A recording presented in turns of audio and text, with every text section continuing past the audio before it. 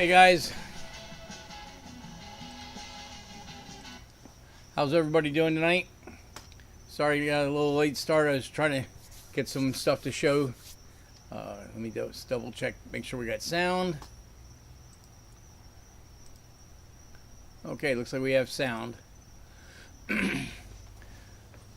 So yeah, it's Tuesday night live again, and hope everybody had a good weekend and working on projects or whatever you got going on, able to get through it, get it done. I was up. Let's see. I was up at Orlando on Sunday with Bill Bowles, trying to get his car ready for sick week. What else did we get done this week? We got more all little fine tuning things done on Joe's 69. Actually got about 15 miles on it today. I was going to get some film, and of course I didn't do it right away, and then it started raining, so I missed all that. But that car's coming along good. Hoping to get it aligned later this week, and maybe be able to deliver it beginning next week. I should be able to get the 100 miles on it by then. Got a couple little quirks I'm working on, ride height, and still working on some tuning. So that was good. Got that done.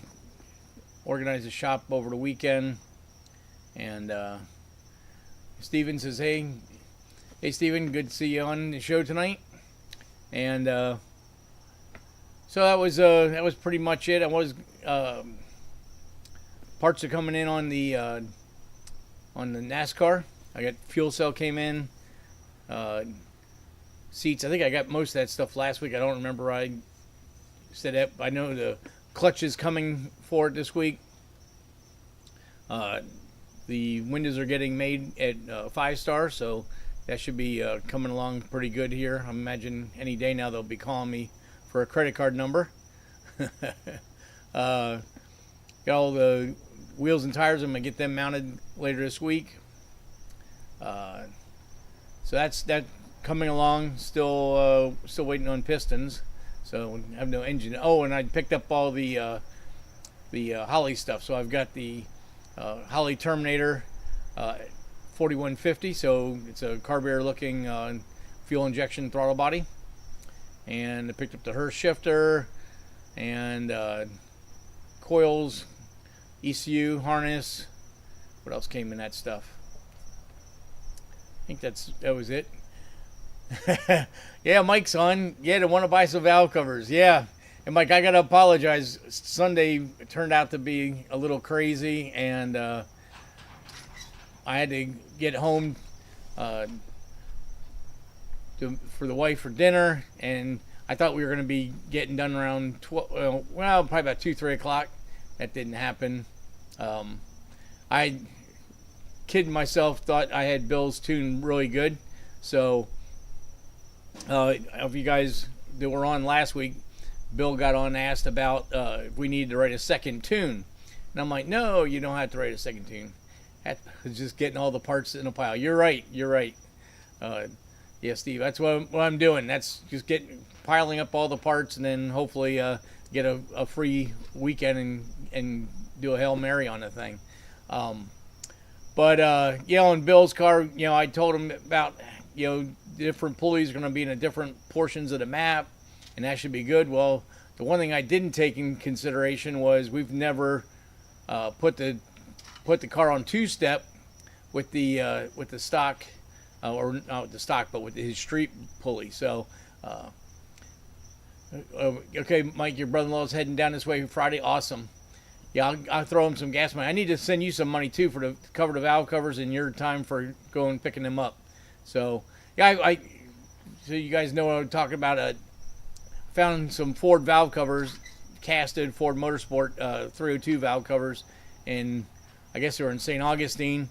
And the guy refused to ship. I don't know, why do you put stuff for sale and then refuse to ship, or refuse to take Zelle or Cash App or any of these other, money apps that it's not, at least, like PayPal, somebody's paying a fee, but these other ones are free, and you put something for sale. Why wouldn't you want to collect and get it done? But Mike was nice enough, since he's up in that area. I don't think it was too far of a drive for him, probably 30-40 minutes each way. But he went on and picked him up for me.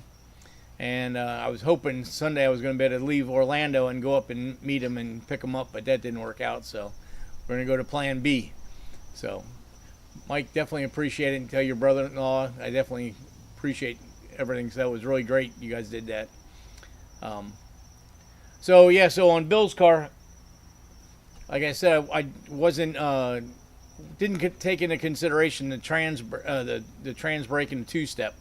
So we get up to the track on Sunday morning. Now he's practicing for sick week, which starts this Monday. Sunday is tech and a test session if you can get through tech quick enough. And then Monday's the first day of the event, and it'll be at Orlando.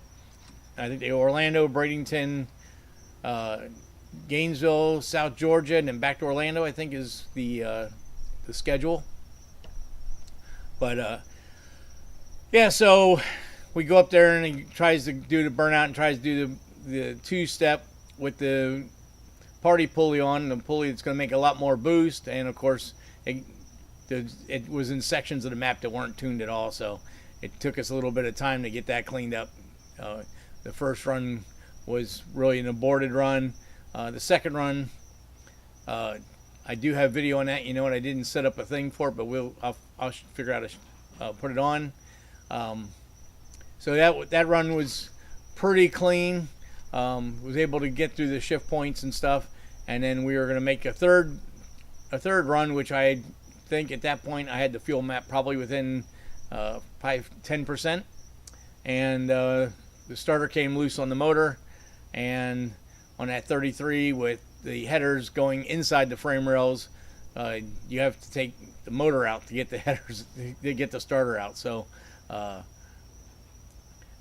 so we'll see how that works out. Mike, no big deal.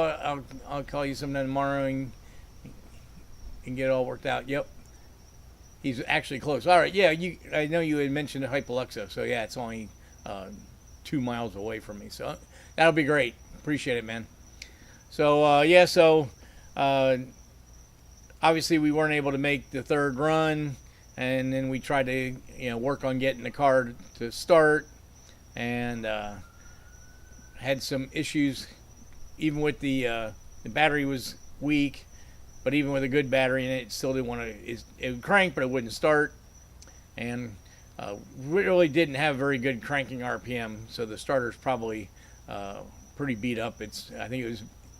Bill said it was in the car for 20-something years, so he's got a little bit of work to do before Sunday. Hopefully, I suggested a way of angling the headers out of the way, and maybe the header out of the way, maybe the starter might come out, hopefully. So otherwise he may be running it with the starter that's in there. So we'll see how that all works out. But yes, that's that update. I did talk to Leo during the week, and it looks like the next opportunity to run the Studebaker is going to be towards the end of February. Kind of driving me crazy that we have to wait that long to see what we got, but it is what it is. So I think it's going to be on the 25th or 27th. Let me look.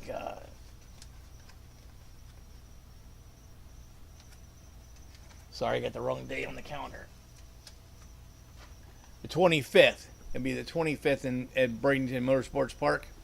That's a run day Sunday, so we'll have to sit on our hands and wait to see what happens.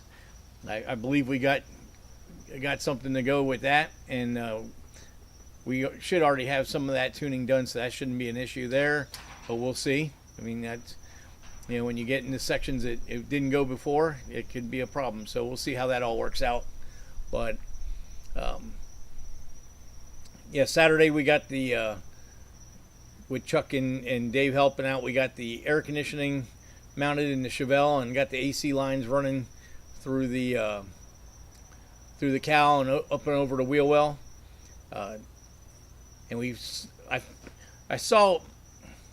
Let me step back. So on that car, if you guys remember seeing pictures of it on the channel, I built sheet metal inner fenders for the car with like a mud flap type panel, not really a mud flap, but a panel inside the fender blocking the door hinges and all that stuff, so rain and all that stuff won't get up into that section of the when you open the door, you don't see mud and rain and snow, whatever, in the wheel well. So I had asked the bodyman to hang all the sheet metal and have it all fitted properly, so that when I made the panels, it would all fit right. Well,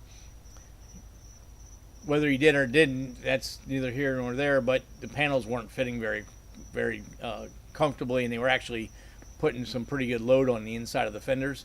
So we took them loose, and my original plan was to leave a gap so that I could put a rubber edge molding in there so that the panels wouldn't rub or vibrate on the fenders, on the inner fenders. So we did that, and of course we had to get the AC lines up and over those, and all the AC lines are hidden underneath the fender. So that's all moving along now. So we'll keep making forward progress on that. That's pretty much what was going on for most of the week. Chasing parts for both cars. I have the roll bar tubing ordered for Vet Hawk, so that should be coming in soon. I went up to the metal supermarket and got some more box tubing for a possible trans crossmember. I'm still haven't completely figured out how I wanted to do that. But I think I'm going to go ahead and put a conventional crossmember in the car, and then make like a trailing arm 3-link type bracket to hold the diff in, rather than trying to custom make something that goes to the back of the 4L80 to hold the strut from the differential in. It seems like a lot of work, and and putting a lot of load on the back of the trans where we can just put a cross member in. So I think that's probably the way I'm going to go. The tubing I bought will go that way. I just have to make sure that I can design it, because I want to make sure the transmission comes out of the car, stuff like that. Things really, really dislike when engineers don't make things so they're easy to work on. So I always try to really make that job one that you can work on the vehicle. So we'll get back on that here in sometime, hopefully next month, and get another episode done on that. But what I wanted to, if you guys aren't too bored with the fuel injection stuff, I wanted to show you some stuff that we were working with on Bill's car. So give you a little background. Since the car was built, so it's small block 871 blower, and it had the BDS injector plate. So I don't know if you guys are familiar or not with that, but that's on the BDS setup.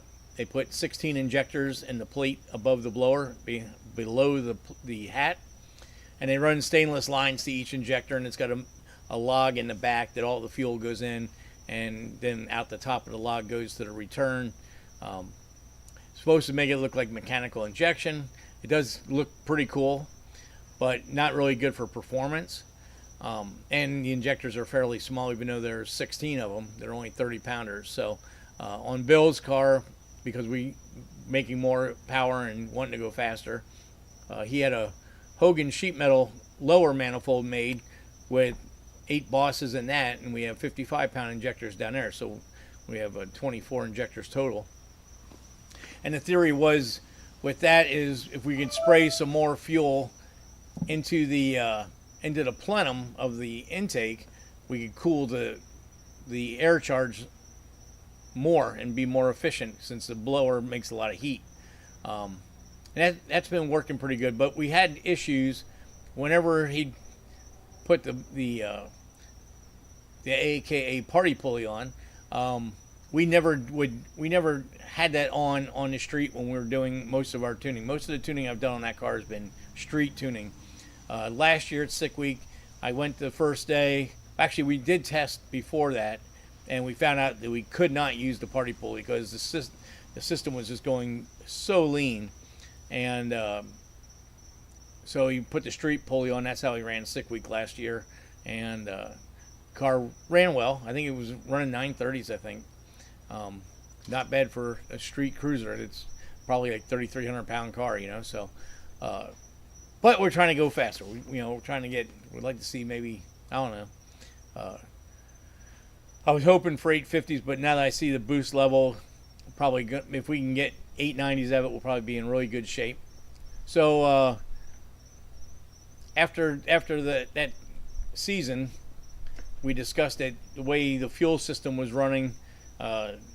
Obviously, the 16-pound injectors weren't getting a balanced amount of fuel, and the way it was run is two inlets. One inlet went to the bottom injectors, one inlet went to the top injectors, and then the lower just snaked around. So it went in one rail, looped at the front, and then came out, I guess, the back, or maybe it was vice versa.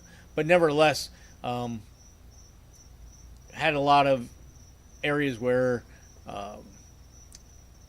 probably low amount of fuel, low volume of fuel, and we could see it on the tunes. So let me go ahead and show you that. So let me double check the sound. Okay, we still got sound. All right. So let me pull up a data log here.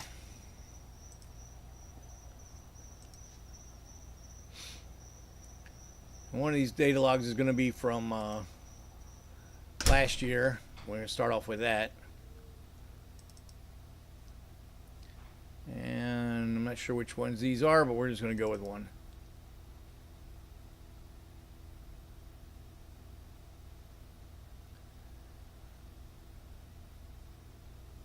Okay.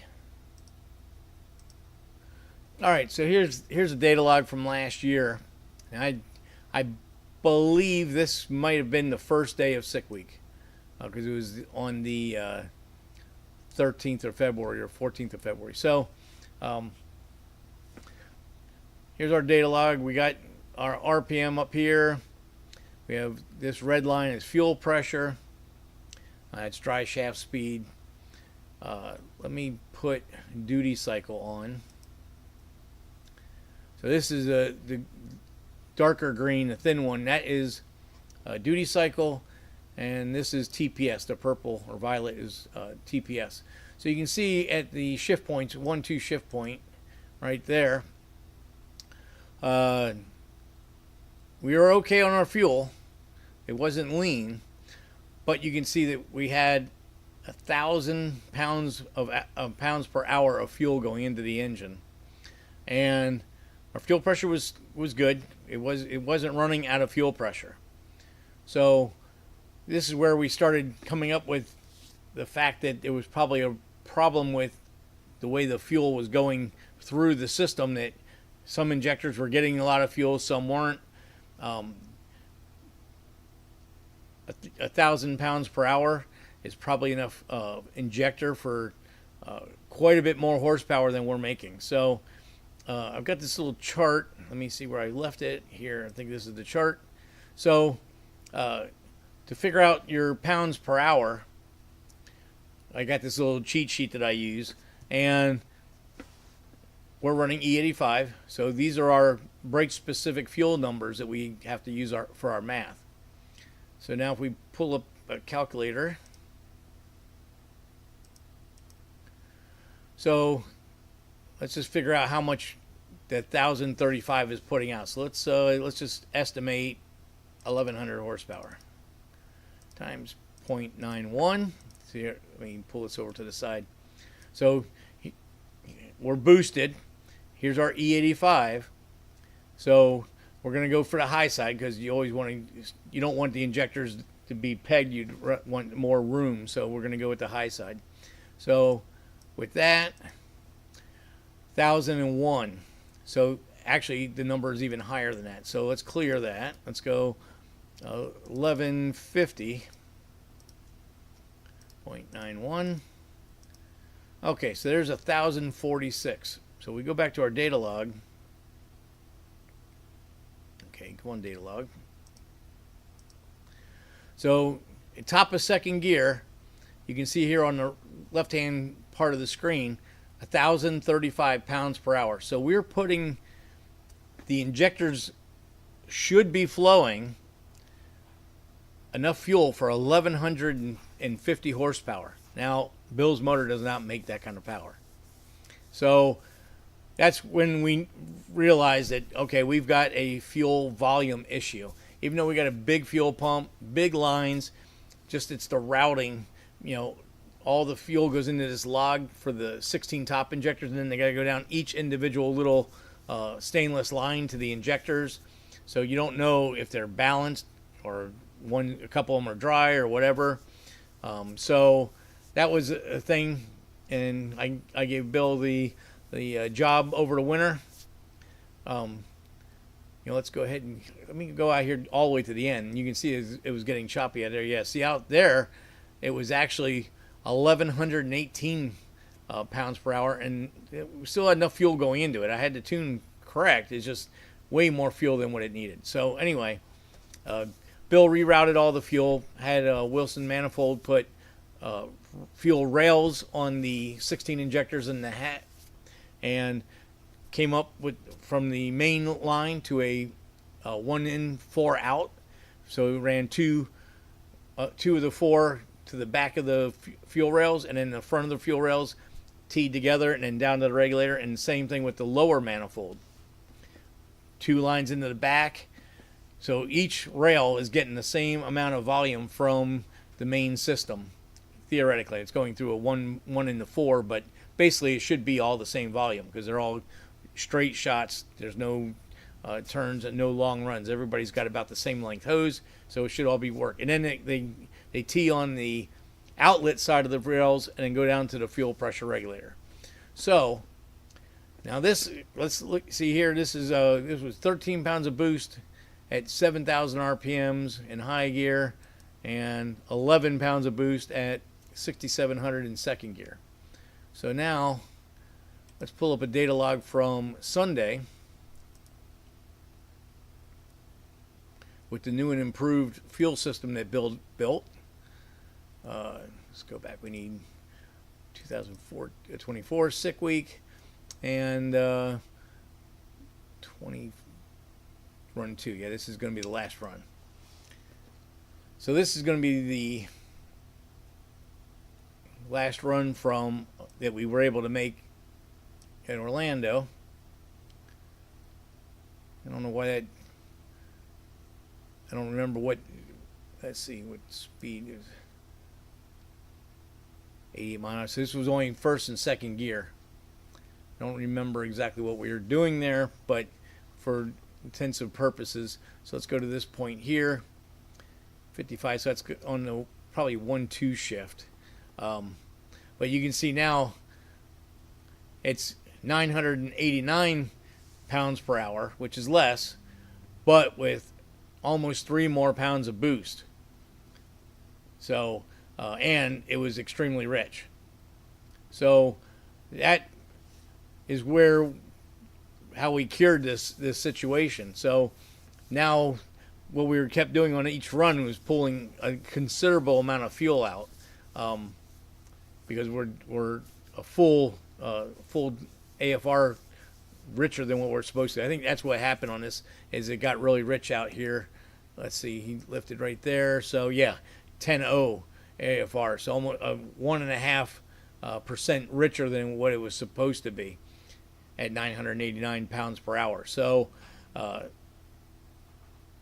that's once we get the tune correct, then we can take this fuel flow, and that'll actually tell us really close how much horsepower we're actually making. The good thing is when we had the party, this is with the party pulley on, and we're only at 84% injector duty cycle, and we're extremely rich. So that duty cycle is going to go down as we lean the engine out. and the pound per hour number is going to go down as we lean the engine out.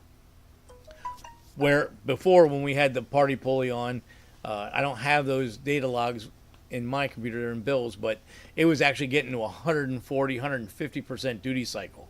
So, you know, beyond at 100%, the injector is open all the time. So you can't. There's, you know, really theoretically not 140%, but it's just in the calculations. So, but we made good progress.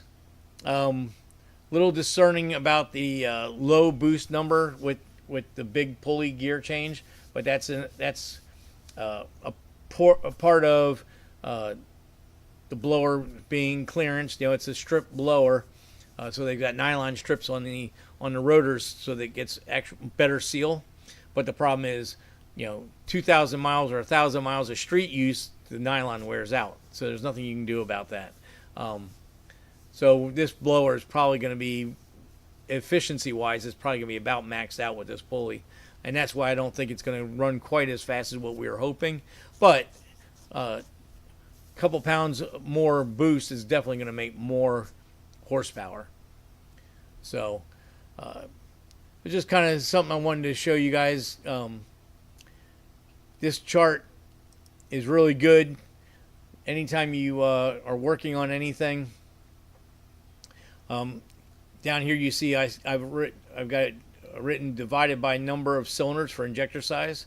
So we could, whenever you're putting a EFI motor together, this is what you do. You figure out your horsepower. We'll say 750 horsepower.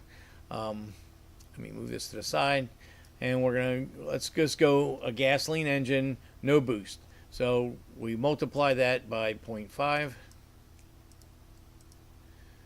That equals, now that's telling you how much fuel pump or how much fuel volume you need. 375 pounds per hour. And there's calculations, I don't have it on this list, for converting that to gallons per hour and cc per minute. So then you take this formula down here and you divide it by, let's say we have an 8-cylinder, so you divide it by 8, and now you know you need a 46.8 pound per hour injector per cylinder to feed 750 horsepower. And the reason why I go with the higher numbers on here is because I don't want to run the injectors at 100%. I don't want the fuel pump to be at 100%. I want it to be like at 80, so it still has room to grow. So that's why I always use this chart. Been using it for years. Works really well. Gives you a really quick understanding of do I have enough injector? Is the fuel system big enough? Are the fuel pumps good enough?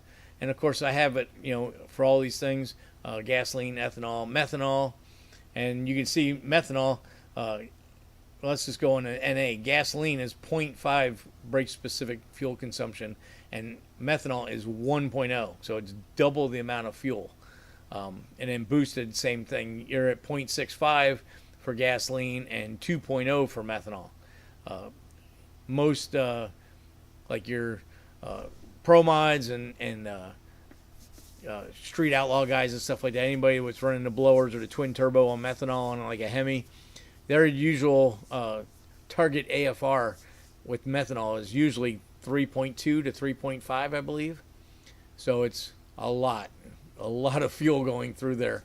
So just, you know, helpful thing there for, you know, if you decide you ever want to put a EFI motor together and you're thinking, hey, what size injector do I need? What do I need for this? What for that? This is a little handy chart that is easy to copy down, and you can do the math, and it's a no-brainer. In fact, I have this chart on my phone, so when I'm on the road, I can just bing and calculator and figure it out real quick. And this all goes back to what we were talking about a couple shows ago about how the Holley system works as far as tuning. So we can take those numbers and put them into the table. And let's bring up Bill's table here. So we go in here, and we want there's our brake basic fuel flow table, pound per hour, which is basically brake specific fuel consumption. And off this chart, we can get the numbers that we want to look at. Now you can see right here, this column right here. I'll highlight both of them. See where these numbers are out here at 7,000. They're 988 and 1,044, and then they jump up big. That's because these numbers haven't been tuned yet. We're not going to use 1,500 pounds per hour of fuel. Probably going to be probably right now this cell that's 1044. When we get a good clean pass on it, everything's good. It's probably going to be about 900 maybe. Let's go use the formula and see where we're at with that. So let's go 950 horsepower times 0.91 because we're on ethanol. So 864. So yeah, it's probably gonna be right about there. So let's go 1,000. 0.91, 910. So that's about probably where we're going to be. We'll probably be putting in fuel for about 1,000 horsepower. Now, more than likely, this is at 100% or 80% duty cycle. As you've seen on the tune, we were really rich at 80%. So the numbers are going to get smaller than that. But the thing is, you can adjust a fuel map, a starting point fuel map, by doing that simple math. So let's go to Joe's car. So here's Joe's Camaro. That's got a 535 horse LS in it, and we can use the same formula. So at 6,700 RPMs. Now I haven't tuned this section yet because I'm working down in this area. In fact, you can see the little dots on the charts. Those are where I'm actually working, where they've been adjusted. So, but let's just for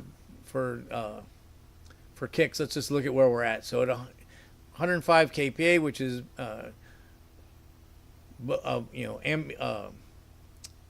above sea level, zero vacuum atmospheric air. We got 241, 247. So we go to our chart. Let's go 535 times that's on pump gas, so 0.5. So 267. So now you can kind of see that all you have to do is increase these numbers. You can take this whole map. Say you're starting off with a base tune. You take another guy's LS tune or another small block tune or what have you, something that's relatively close, and all you'd have to do is highlight this whole table like that, and then just use add 1% or 2% at a time until you get to that 265, and now you've got enough fuel for 535 horsepower. And then you got a really good starting point. The car will start and run and will be probably, as long as your horsepower numbers are close, you'll probably be within 10-15% of actually completely having it tuned. Of course, intake, runner lengths, and camshaft durations and stuff, the curve may not be correct, but that's how you can write a tune very quickly and very easily with this Holley system. Now, on the Terminator, they run VE, and this is a weird map, and this is why I don't do it. Chris says, really nice haircut. Actually, it's not cut. I got caught in the rain, and it's all wet, and I brushed it down. So, appreciate that. But anyway, so that's how we do this stuff. Joe's car is really only got about 15 miles on it, so like here's a learn table. Okay, so I already fixed the learning table, so that's already gone. But anyway, just some stuff for, hopefully you find this stuff interesting. I know I talk a lot about fuel injection on this channel. it's something we all need to. We don't need to learn how to do it, but I think it's always good to have an understanding of what's going on. That way, if you do have to have a vehicle tuned by somebody else, at least you know what they're trying to do, and if they have questions or anything like that, at least you can have a conversation on that, and you guys can figure, at least you know what they're talking about. It's not all Greek. So let me see if I can get some footage on Bill's car from Sunday. I was going to get this all set up, and I didn't because I was running behind. Bill. So here's a burnout video.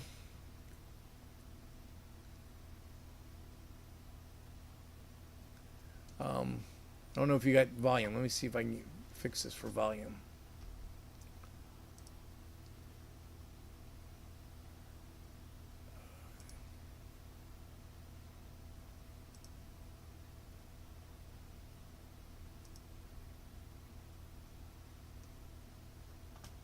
All right, let me play it again. Now you should have volume.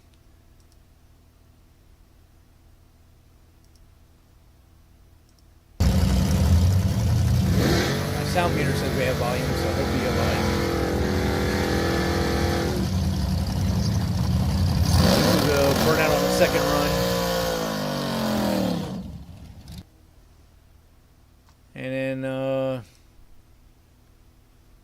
let me get out of here. Sorry about that. And this should be the second run.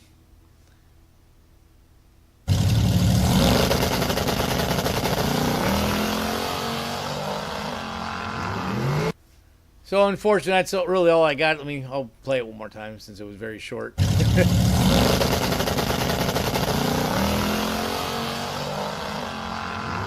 So I was still stumbling quite a bit because the fuel curves were wrong. Unfortunately, we weren't able to make that third run. I think the third run would have been what we wanted to see. But the starter had a different thing for us. So anyhow, that's where we were at with that. So Monday I'll be up, and hopefully we can get 2 runs in. I saw on Facebook it sounds like they were not going to. Usually they try to fill all 350 slots for the event, which they sell out 350s, but a lot of people don't show up. And then what they would usually do is they would have a call waiting, and those people would fill in. If 50 people didn't show up, the first 50 people in call waiting would be able to get in. The way they worded it on the internet, they already have given out all the spots that they knew weren't being filled, and then so if there's any more, I don't think they're gonna fill them. So kind of makes sense because 350 is a lot of cars to get down the track, and then you have crazy oil downs and hopefully no wrecks and stuff. But all that stuff eats into that time. So and a lot of the guys, especially the guys that are running like the 850s, or they're running a dial on your own, where you gotta pick a dial and then try to run as close to it, and you're being scored by that. They like to make 2 or 3 passes so they can get as close to that run before they leave and head for the next track. So usually those guys are not one and done, as they call it. All the fast cars usually run one and done and then get to the next event, the next track for the event.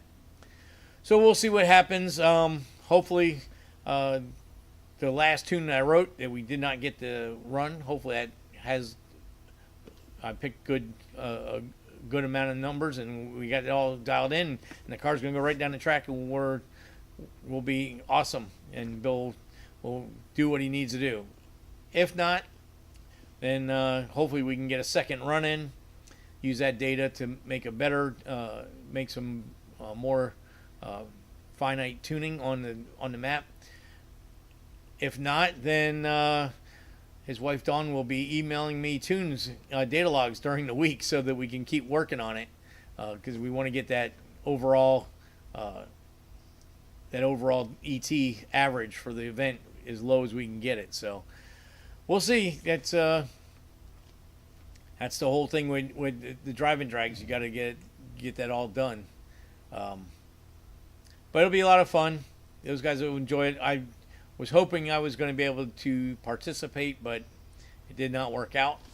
And of course now, like we talked about earlier, trying to find parts or get parts in for the NASCAR and stuff like that. I'm hoping I can make some races later on this year. So we'll see how that all goes. But we'll just keep trying. I don't know if you guys heard it. My dog's he's wanting to get out. But yeah, so that was Sunday, and that was with the starter issue and batteries and stuff like that. That's why I wasn't able to get up to Mike's and pick up my valve covers. So anyhow, that's pretty much the week that we had this week.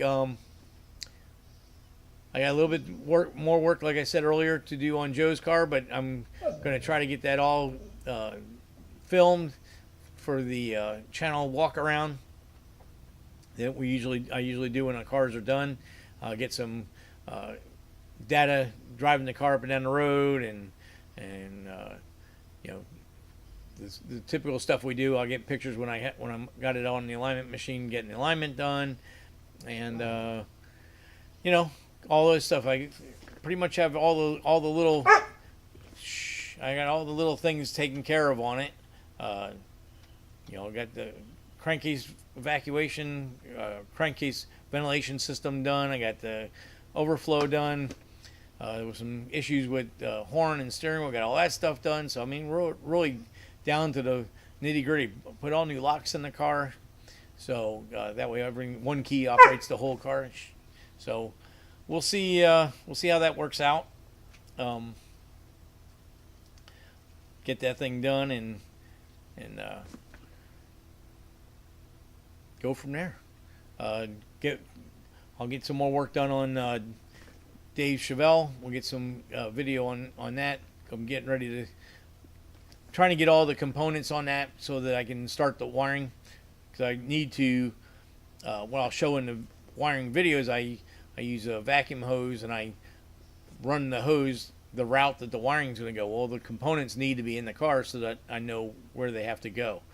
So that's why we got the AC unit mounted, and I got all the switches for the power windows and the power locks and stuff. That's all mounted now. So I'm getting close to where I have all the stuff I need to finalize that whole thing. So that I got a race car coming in tomorrow. I got to do a suspension setup on that. It's a grudge car, so I'm not 100% sure how much footage I'm going to be able to get on that, but I'm going to try to do a little bit on that. I'm sure that, as long as I'm not giving away any secrets on the car, I'm sure the owner won't mind that. But we'll see how that goes. I see John Roberts is in. Hey John.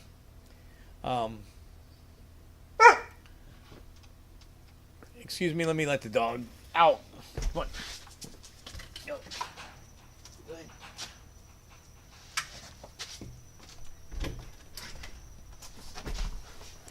Sorry about that, guys. He's just going to keep barking until I let him out. And I end up leaving the door open so that way he can come and go. I usually have him in the house so I don't have to deal with that. But he's a good old guy. Well, yeah, so that's kind of what we're working on. We're chasing the parts for the NASCAR. I think I showed them 2 weeks ago, but I got a good RT 615 tire for that, so it's going to have a good proper autocross radial on it.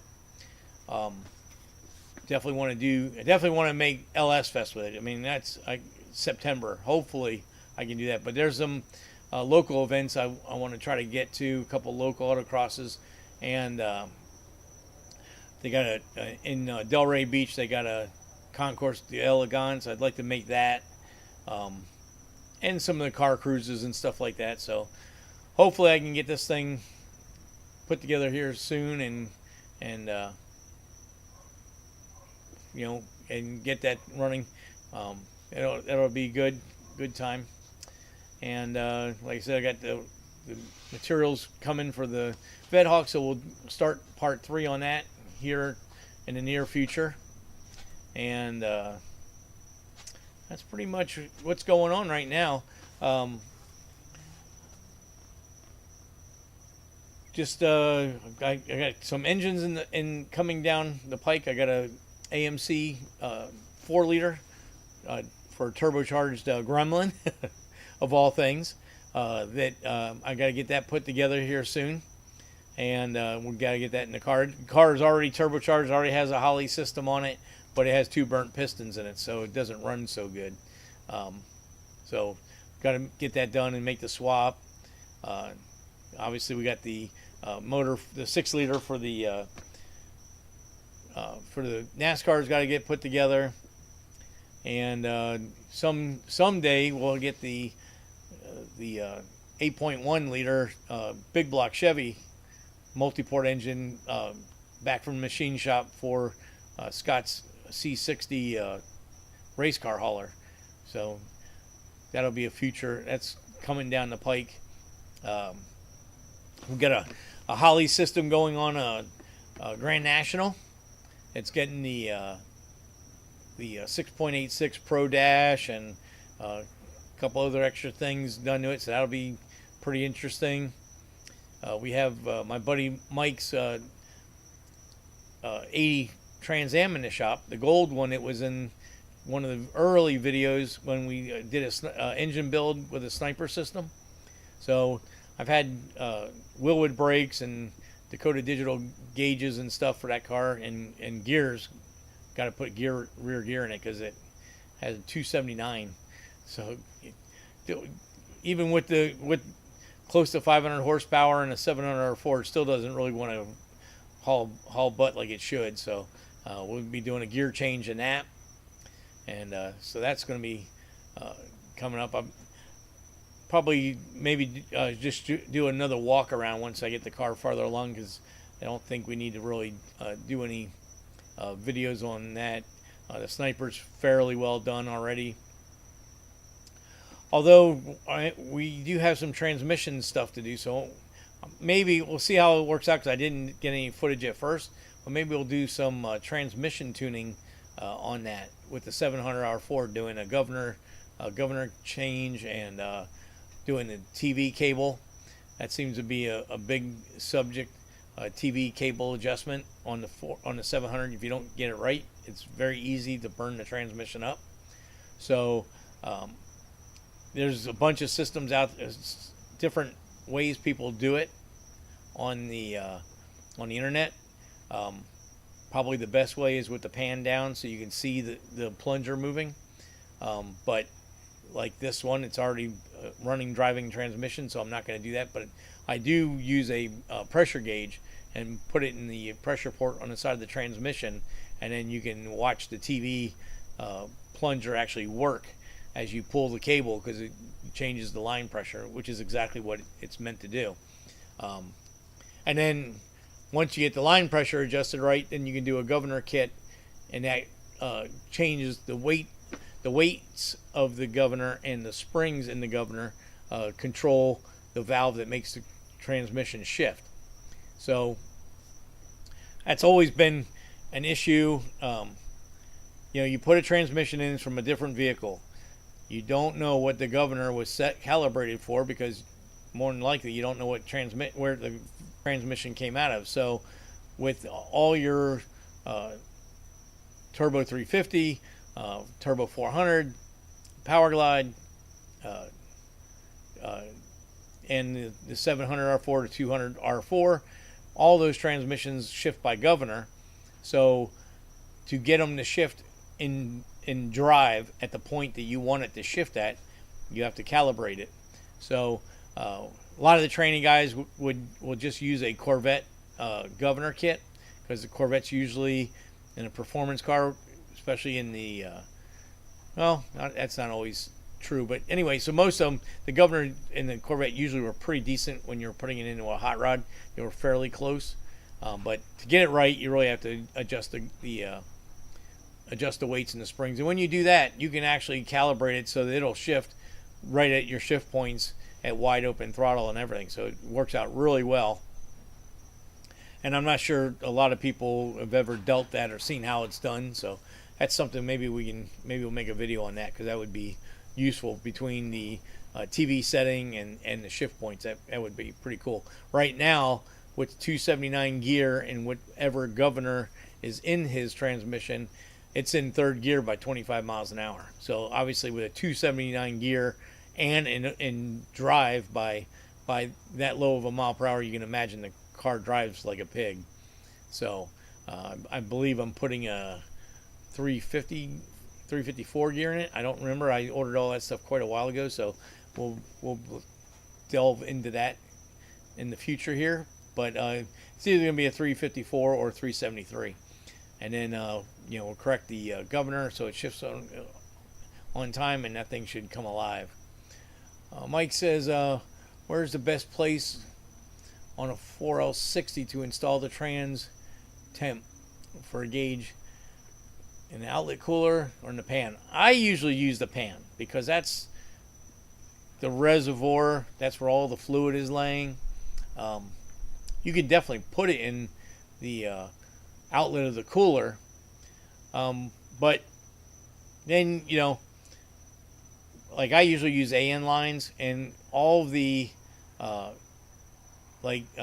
XRP, Russell, Earls, they make a an ANT fitting that's made to take a temp sensor, but it's usually like on a dash 10 or dash 12, because they're thinking engine oil.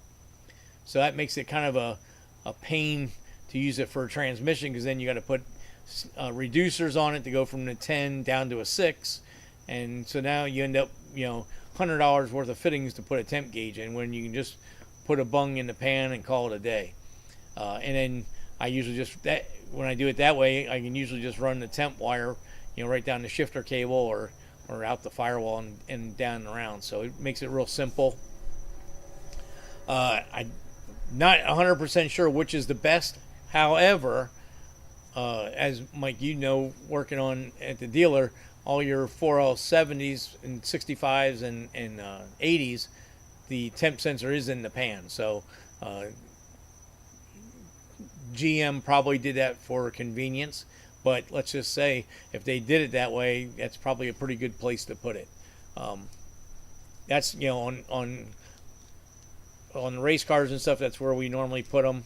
I have put them in the cooler line on a race car, only because we didn't want to have the extra piece on the pan when you want to service the pan. But it's not that big of a deal. Use a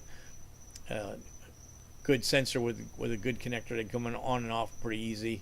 A lot of times I'll use I don't know who makes the sensor, but I use it. It has a Bosch, like a EV1, like a Bosch injector connector on the end of it. So it's got the little wire clip you can push to release it. And I use those over the GM coolant temp, because they read higher. So the GM coolant temp, I think tops out at 295 or something like that. And from a lot of the race places, you can get sensors to take the other style, and they'll go up into the 350 range. So you really you really want to have a sensor that's not going to top out, because if it tops out, you don't know how hot it really is. So Mike says the pan is pretty easy. Yeah, that's the other thing. It's easy. You just drop the pan, put the bung in, you're done. So that's what I do them. I think I would consider that to be the best place to put it. As far as my knowledge, anyway, I don't have any other thought on that, on what would be better. There may be people have different opinions, but That's mine anyway. But yeah, so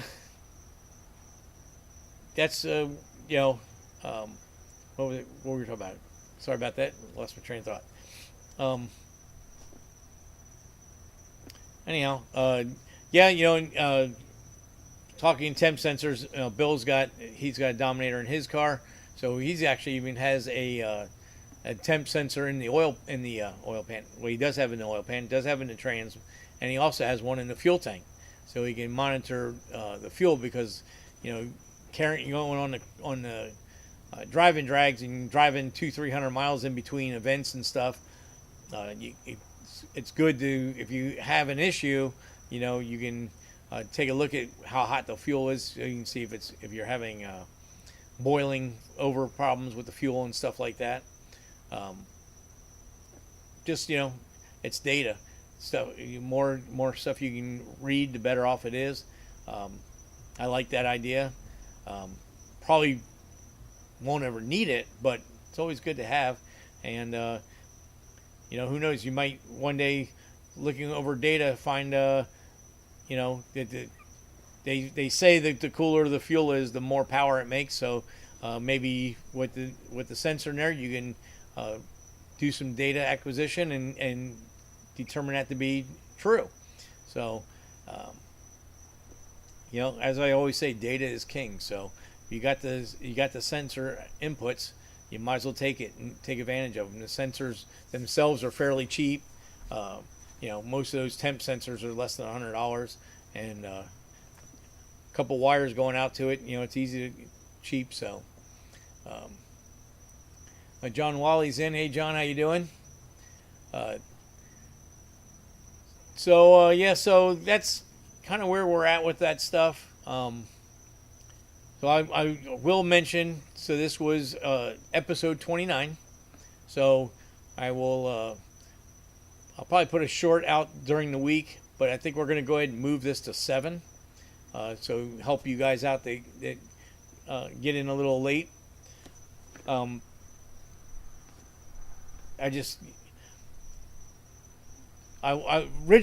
original thought, let me step back here. My original thought started at 6:30 because I was like, oh, we'll have plenty of time to, if it goes over an hour. I never really had a time frame of how long I wanted the shows to go. Just as long as information was flowing, I thought it would be, might as well keep going. Obviously, that was really early for a lot of people. You get off work at 5:30, 6 o'clock, and then you got to fight traffic to get home. And I really didn't think much about that when I made that time frame. I was kind of being selfish and made it convenient for me. But after doing a bunch of these shows now, I realize that there is some setup time that's needed, and trying to get more technical stuff to talk about, have prepared. So that obviously was not a good time, and so we moved it back to 6:45, and that still wasn't really giving me enough time to get prepared. And looking at the analytics on YouTube, it looks like the majority of people get on between 7 and 7:15. So starting the next week, which will be episode 30, we're going to go ahead and start this at 7 o'clock.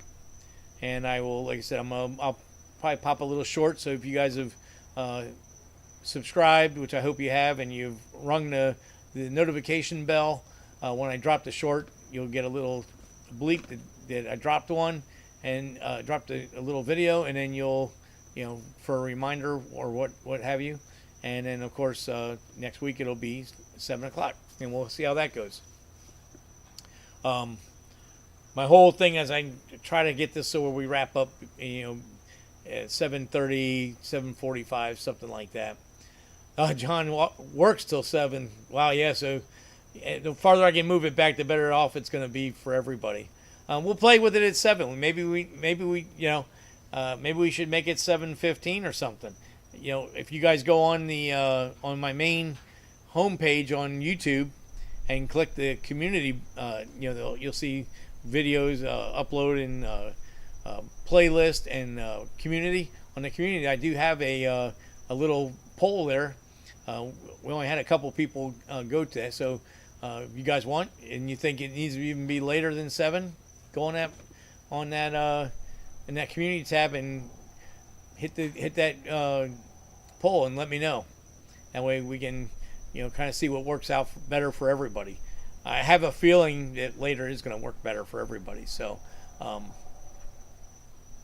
but to get a good duration of time, we don't really want to go too much farther than 7:15 or 20 after 7, something like that. That would probably be about as late as I'd want to start, because I want to be able to have this wrapped up before my wife. My wife normally works on Tuesday nights, so I like to wrap this up around the time she gets home. So she gets home between 7:45 and 8 o'clock. So that's kind of gives you an idea how I'm working this thing. So, so that's the news of the week, I guess. Oh, and there she is, right on time. So that's kind of what's going on. We got two more shows before I go on my cruise, but I will pre-record one for the cruise. Oh, John, yeah, thanks, man. But I want this to be something for everybody. So I mean, I don't mind a little inconvenience on myself. I hope people get some stuff out of this, and just trying to make a good hot rod community for everybody to enjoy. So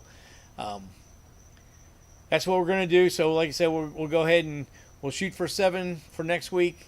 If 7:15 works out better, everybody go on that on the poll and hit it, and we'll make a final decision. Let's just say by Saturday, I'll make a final decision what time we're going to start the new time frame, and I'll drop a little shorts video on Saturday to let everybody know what the time's going to be, and then we'll go from there. So with that, I hope everybody has a good. Thanks, John. I appreciate that. Everybody have a good week. Hopefully, you guys are all getting stuff done on your projects, and hopefully, I'll try to get some videos out Sunday because I was at Orlando. I did not get to drop that sniper video, so I'm gonna work on that this weekend. Try to get it out this weekend, and we'll go from there. So I will say, everybody have a good week. Let me get this stuff situated here, and we'll see everybody next Tuesday. So everybody have a good week, and talk to you all later. Thanks for being on the show, and see ya.